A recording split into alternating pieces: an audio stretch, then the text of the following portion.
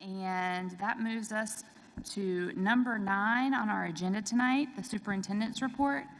Dr. Ross, I'm going to turn it over to you. Thank you, Madam Chair, members of the community, and we are certainly thankful to our, not only our principals, but I want to thank our coaches for our SAT teams and PSAT teams that work very diligently with those students in preparation. And also, you know, they do a great job of students who've met that mark. Ms. Miller can attest to that. But they also coach the students who are not hitting those highest scores in growth.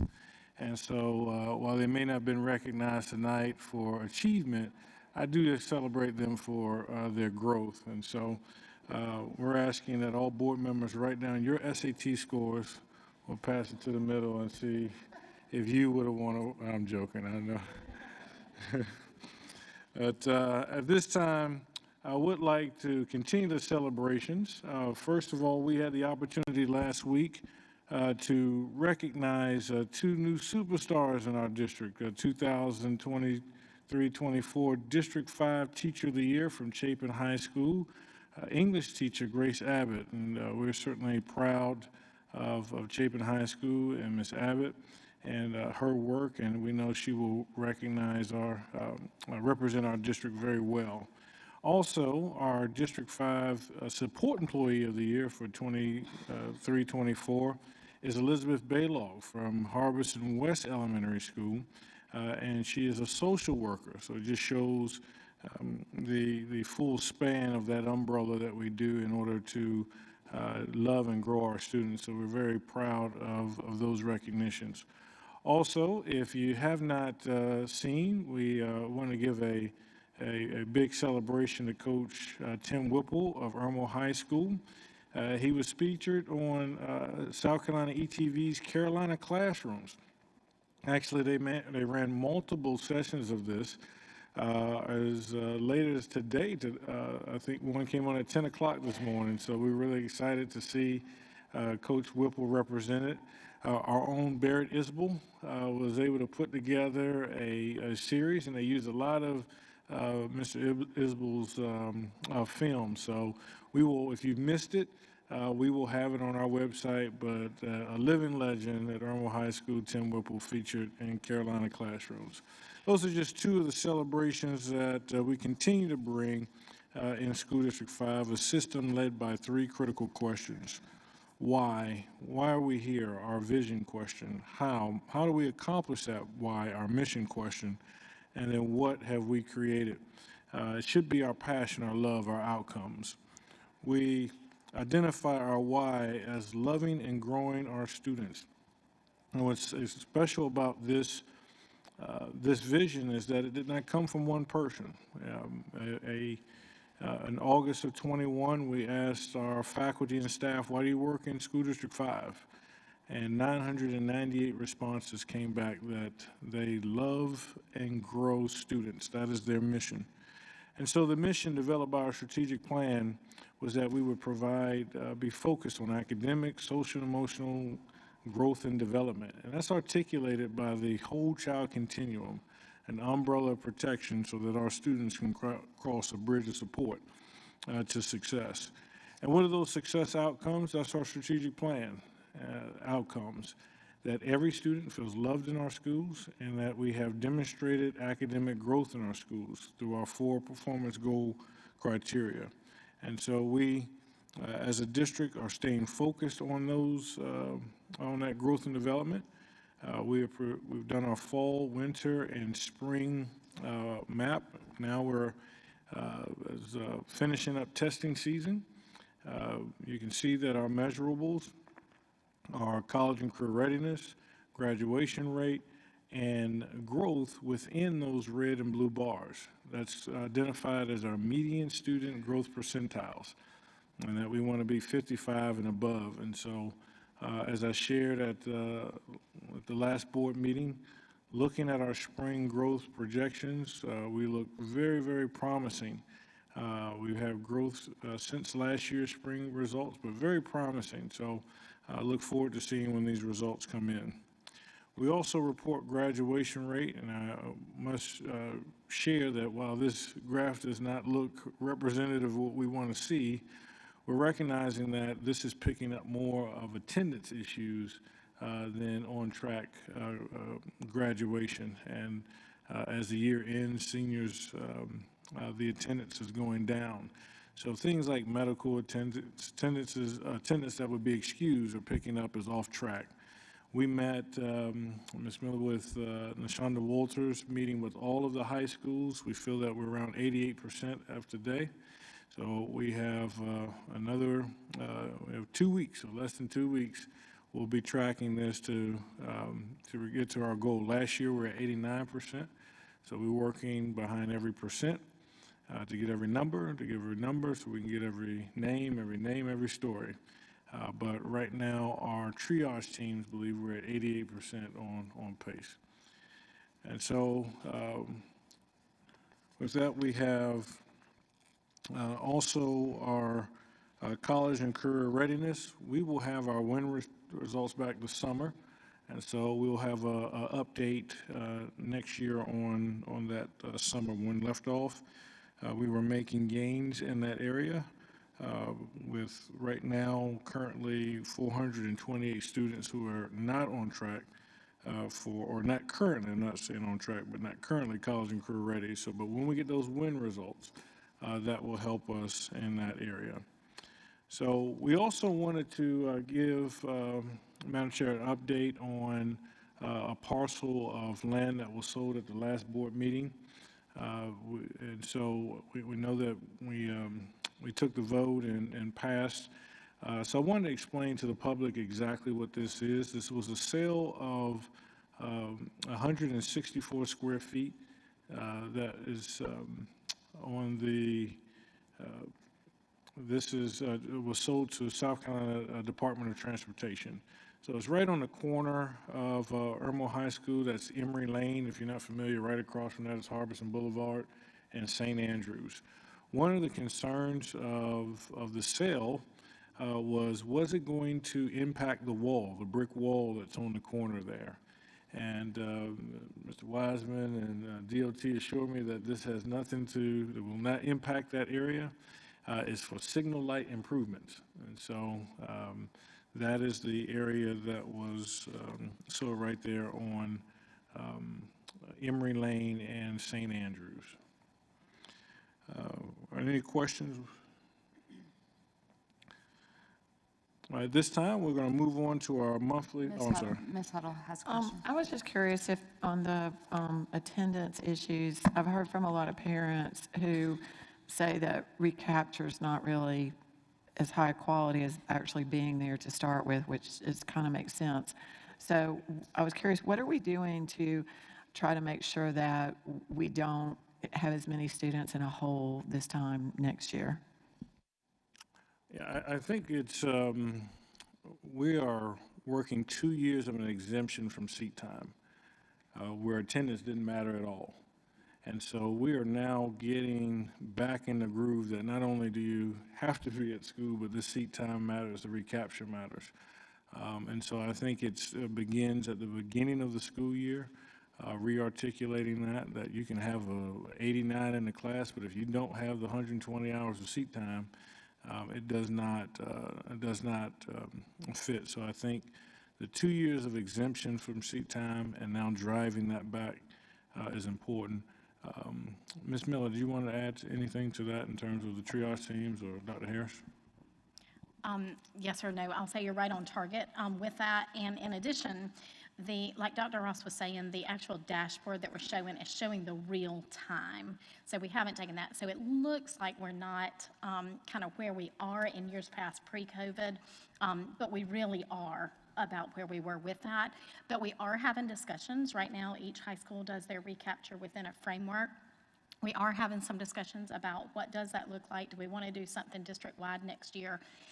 We offer it, high schools offer it, earlier. A lot of times human nature is to wait until the last minute, until I really have to do it to get it done. So we see that, but encouraging them and giving some other incentives to be able to do that. So we are in discussions with that. Could I ask a follow-up question? I haven't had a child in high school in a while, so I don't know. Do the report cards have the number of absences, and does it like highlight if it gets too bad or anything like that? Based on memory, because I haven't looked at one in a couple of years either, the absences are recorded. They're also in Power School. To my knowledge, they are not highlighted. But there are conversations with parents and conferences with parents and students and all of that. And also by law, we have a responsibility when there are more than 10 to send is it 10 unexcused to take action. We do, if there's 3 in a row, or once you get to 5, before you get to that 10, there's an action of the administration as well. So, and that's so that we don't meet what's called chronic absenteeism. I think one of the issues that we're seeing, even with graduation rate, a lot of it has been record keeping. When you deal with transientness issues of a student who will be in your system for maybe 2 weeks or 6 days or less than that, they were in and then they're back out. Well, we have to make sure we can document where that student is going. It is not until the receiving institution sends you a request for transcripts that student comes off your roll. So we have a lot of graduation rate improvement is record keeping, and we've added, and Dr. Turner can attest, we've added some temporary staff to help with some record keeping and coding to make sure that we were accurate in our reporting. Mr. Satterfield. Yeah, I wanted to just add something for Ms. Huddle, just so that, to give you a bigger picture. I dealt with recapture. It is a nightmare. It's one of those things that you behave yourself into, and then you try to figure your way out of it. You want your graduation numbers to be up, but students calculate, a lot of students calculate just how many days they can miss. And then invariably what principals do is they put in the recapture days in order to help the kids. And then the more recapture you put in, the more absences you have. And then, because they know they can make them up. And then the problem that you run into is if you have 200 kids on a Saturday for recapture, well, you're asking, because you asked about the instruction, you're going to ask teachers to make up lesson plans for all those kids. So what do? They come in and it's management for a lot of kids. So what we did at Dutch Fork one year was we made recapture first week after school was out while they were at the beach. And lo and behold, they were able to make it to class a lot more. But I would encourage, I know that looking at these numbers, I know that Mr. Ross is working hard with those. Dr. Ross is working hard on those things. But to get proactive, to get the word out very early and have those recapture days earlier in the year if you're going to have them, but have them, and it's hard. It is hard to have them really structured so they're 100% meaningful. But I can tell you, because I lived it, the more recapture days you have, the more absences they'll take advantage of. So, but it is something that is worthwhile to look at very early, be proactive on, and come up with a plan.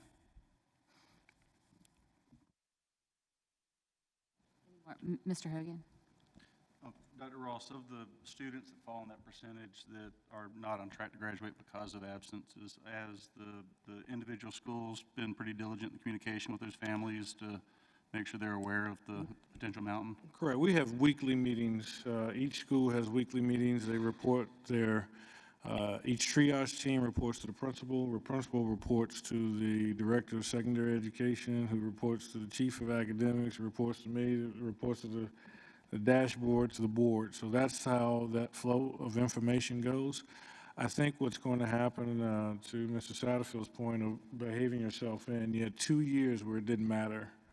And so now we're holding the line. And there's going to be that consequence. There's going to be students who are not allowed to walk, but they can walk in summer school. And so once that gets out, that we're holding the line again, you'll see the next year it's there. But if you shift that line because you want good numbers, then you don't hold them accountable. So I think our goal is to say it's back in. This is the standard. You may not walk on May 31st, June 1st. You may have to do the summer graduation because of seat time.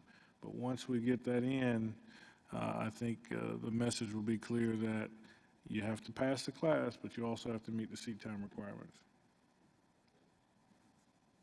Any more questions? Dr. All Ross? right, so at this time, we'll do our monthly financials and ESSA report. I'm going to ask our CFO, Madison Paul, to come forward.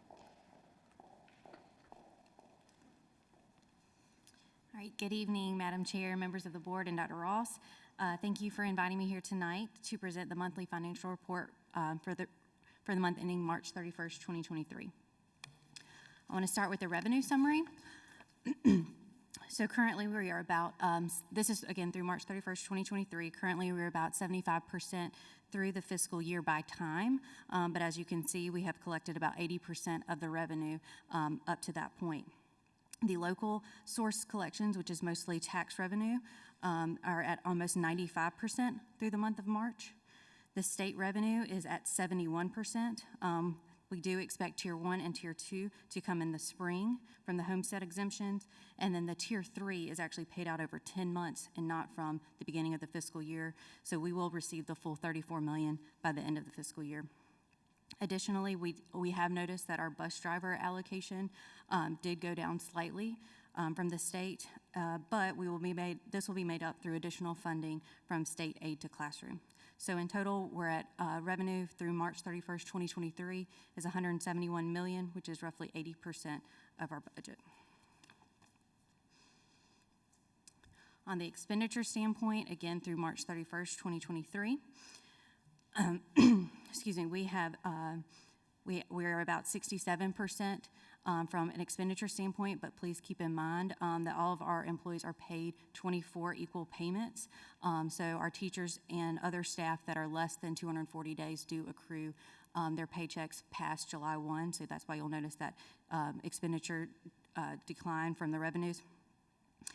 Additionally, I do want to point out that instructional contracted services does look like we have had some savings here.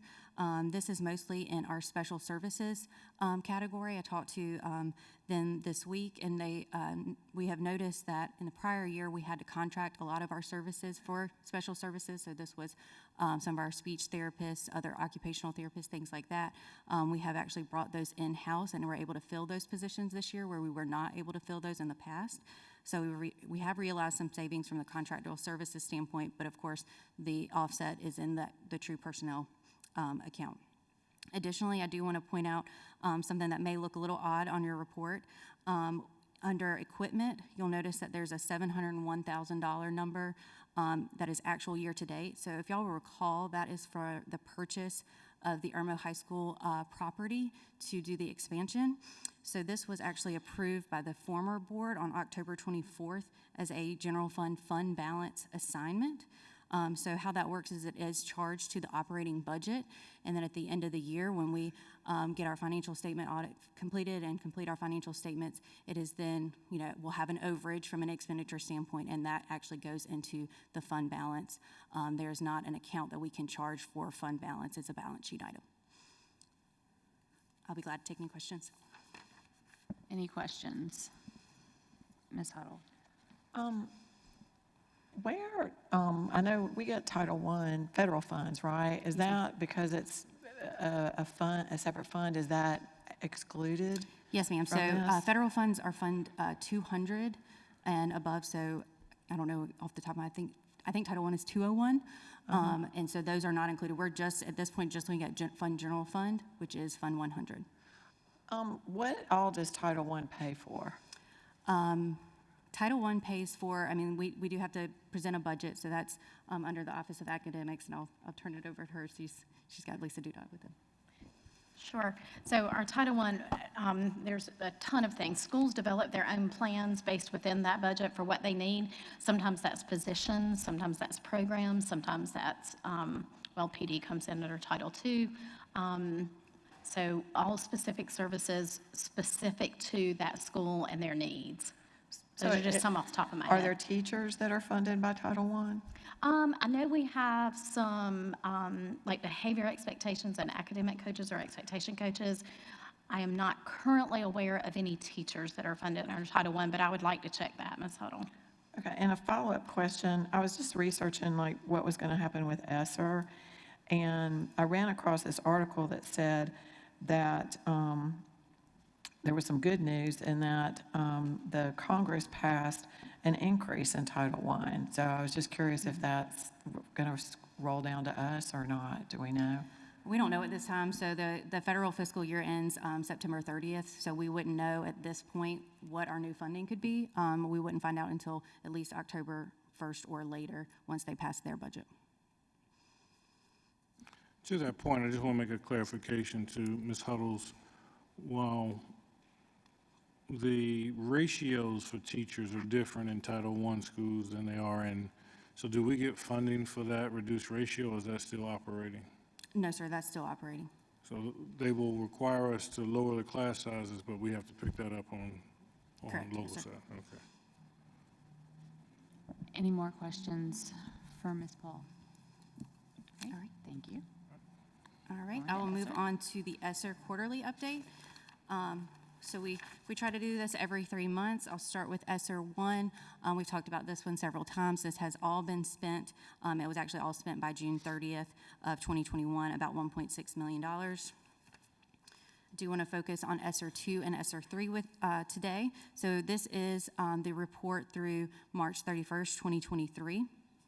So the district received roughly $6.7 million. Of that, we have spent about 5.6, and there's an additional $200,000 that is committed, which leaves a remaining roughly $800,000 to spend by September 30th of 2023. So that's roughly 6 months from the date of this report. We have noticed a few delays, but we do still feel like we are on track to spend this funding by September 30th of 23. At this point, we are still looking to hire for the adult ed position that is at the top of your page. We are also looking at increasing tutoring and homebound. And then additionally, we do have some summer programs that are coming up that will eat into some of that $800,000 that's remaining as well. But we have, thought about what happens if we get to a point where we're at August 1 and we've got to spend this money by September 30th. It is certainly would not be okay to not draw all of this money down. We certainly want to do this. This was provided to us as a one-time great thing that we certainly want to make sure we spend all of the money for. So what we've talked about internally is if we do get to a point prior to September 30th where we may not be able to spend all of the money by that date, we can actually go back and recapture some salaries.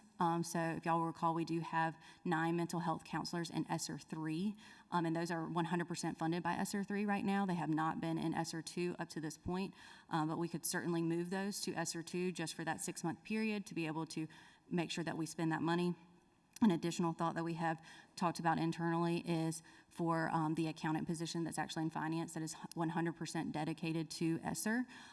We could potentially fund her salary for the entire year through ESSER 2 and even into ESSER 3 if we needed to. Again, that would generate savings in the general fund that we would, of course, have to pick up going forward because she is not on a grant contract. But that is just something that we could look into, kind of going back and looking back if we do get into that situation, because we certainly do not want to lose any of the funding from ESSER 2 or 3.